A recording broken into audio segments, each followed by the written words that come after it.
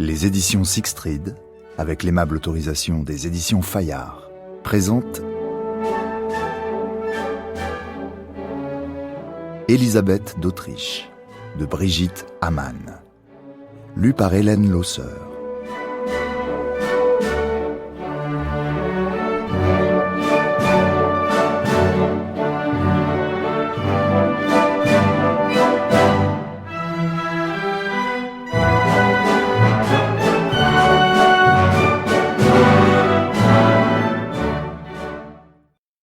Chapitre 1er. Les fiançailles à Ischl.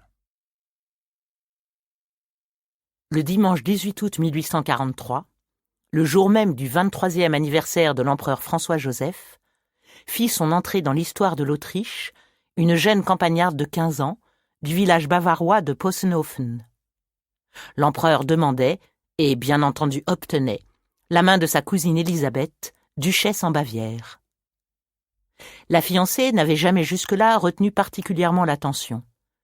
À peine formée, bien éloignée encore de l'âge adulte, c'était une enfant timide aux longues nattes blond foncé, à la silhouette étonnamment déliée, aux yeux marron clair empreints d'une sorte de retenue mélancolique.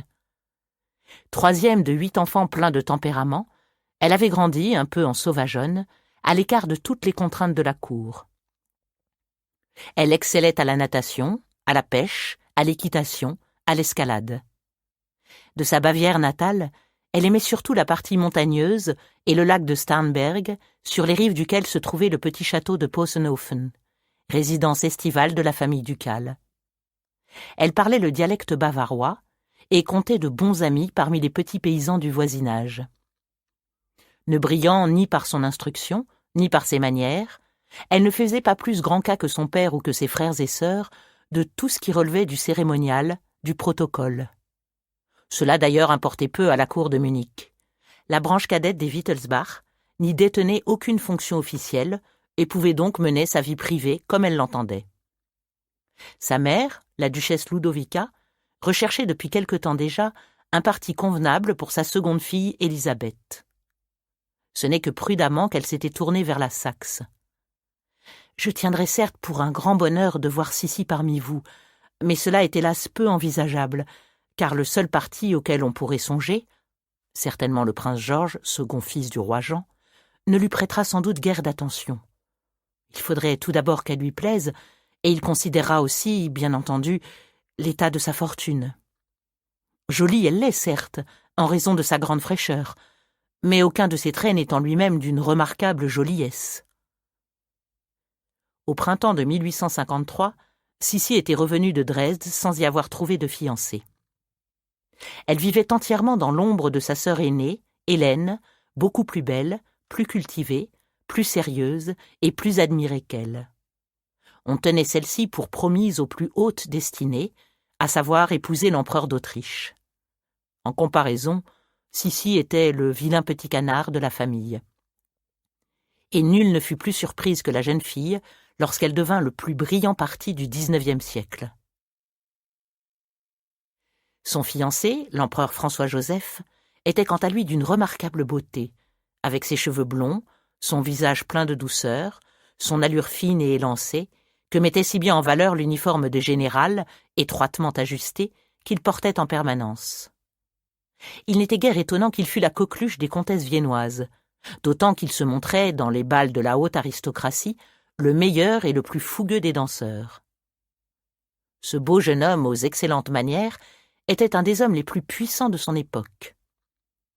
Sa titulature complète n'était rien de moins que François-Joseph Ier, par la grâce de Dieu empereur d'Autriche, roi de Hongrie et de Bohême, roi de Lombardie et de Venise, de Dalmatie, de Croatie, de Slavonie, de Galicie, de Lodomélie et d'Illyrie, roi de Jérusalem, etc., archiduc d'Autriche, grand-duc de Toscane et de Cracovie, duc de Lorraine, de Salzbourg, de Styrie, de Carinthie, de Kraïna et de Bucovine, grand prince de Transylvanie, marquis de Moravie, duc de Haute et de Basse-Silésie, de Modène, de Parme, de Plaisance, de Guastalla, d'Auschwitz et de Zator, de Teschen, du Frioul, de Raguse et de Zara, comte princier du Habsbourg et du Tyrol, de Kyburg, de Görz et de Gradiska, prince de Trente et de Brixen, margrave de Haute et de Basse-Lusace, margrave en Istrie,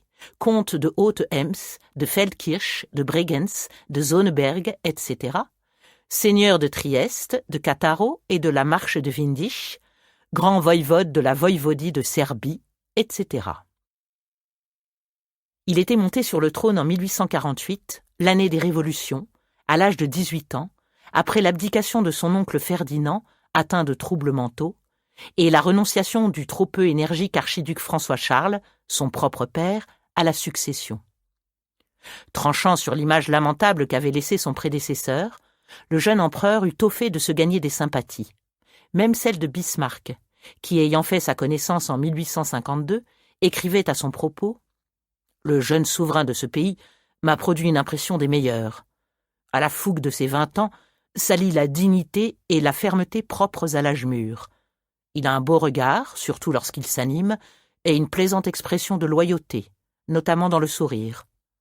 S'il n'était empereur, je le trouverais un peu trop sérieux pour son âge. » François-Joseph détenait un pouvoir absolu. Chef suprême des armées, il gouvernait sans constitution ni parlement, ni même Premier ministre. Ses ministres n'étaient guère plus que des conseillers, le souverain restant seul et unique responsable de sa politique.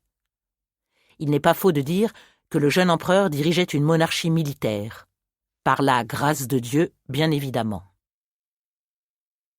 Grâce à de puissantes forces armées et policières, il parvenait à maintenir l'unité de ses États, réprimant les aspirations démocratiques et nationalistes. La vieille plaisanterie qui courait sous Metternich valait aussi bien pour les débuts de son règne. Le pouvoir s'appuyait sur une armée de soldats debout, une armée de fonctionnaires assis, une armée de prêtres à genoux et une armée d'indicateurs rampants. En 1853, l'Autriche était le plus vaste des États européens après la Russie. Environ 40 millions d'habitants, compte non tenu de ses 600 000 soldats. De multiples nationalités. 8,5 millions d'Allemands, 16 millions de Slaves, 6 millions d'Italiens, 5 millions de Magyars, 2,7 millions de Roumains, 1 million peut-être de Juifs et quelques 100 000 Tziganes. L'extrémité septentrionale de l'Empire était à Igelsdorf, en Bohême du Nord, aujourd'hui en Tchécoslovaquie. Son extrémité méridionale au mont Ostrawica, en Dalmatie, aujourd'hui en Yougoslavie. Son extrémité occidentale, près de Rocca d'Angera, sur le lac Majeur, en Lombardie, aujourd'hui en Italie. Et son extrémité orientale, non loin de Chiléchénie, en Bucovine, aujourd'hui en Union soviétique. La plus grande partie des habitants de l'État austro-hongrois, 29 millions, vivaient de l'agriculture et de l'élevage, qui formaient la plus importante source de revenus de l'Empire. L'Autriche venait ainsi au premier rang mondial pour la culture du lin et du chanvre, au second rang après la France pour la viticulture. Ces activités se pratiquaient encore selon un mode ancestral, le degré d'évolution technique restant bien inférieur à celui des États occidentaux. Grâce à la qualité de ses généraux, l'Autriche traversa la Révolution de 1848 sans y perdre de territoire. L'Assemblée constituante de Kremsir, une élite intellectuelle de 48 arts, fut dispersée par la force des armes. Nombre de ses députés purent s'enfuir à l'étranger, mais beaucoup d'autres furent emprisonnés. Ainsi, le jeune empereur viola-t-il la parole, qu'il avait lui-même solennellement donnée, de doter enfin le pays d'une constitution. Cependant, malgré le maintien de l'état de siège et une forte présence militaire, l'horizon politique de l'année 1853 restait menacé par des foyers d'incendie, principalement en Hongrie et en Italie du Nord. Au début de février, le révolutionnaire Giuseppe Mazzini tenta de fomenter une émeute à Milan pendant le carnaval. Les nationalistes italiens attaquèrent au poignard des soldats autrichiens, en tuèrent 10, en blessèrent 59 et en clouèrent plusieurs vifs aux portes des maisons, en guise d'avertissement au gouvernement de Vienne. L'insurrection ayant été matée en quelques heures, 16 Italiens furent exécutés et 48 condamnés à de lourdes peines de prison au fer. À Vienne même, le calme était trompeur. Pendant que ces troubles éclataient à Milan, le jeune empereur fut victime d'un dangereux attentat alors qu'il se promenait sur les bastions. Un jeune garçon tailleur hongrois, nommé János Libényi, le frappa à la gorge avec un couteau à double tranchant, le blessant grièvement. Jusqu'en ces circonstances, François-Joseph fit preuve d'un courage et d'un sang-froid extraordinaires. Les premiers mots qu'il adressa à sa mère furent « Me voici blessé tout comme mes soldats. Cela me fait plaisir. » Libényi se considérait comme un agitateur politique.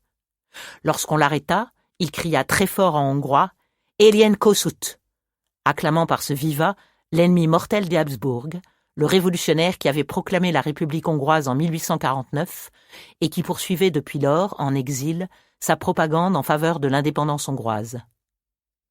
Libényi fut exécuté.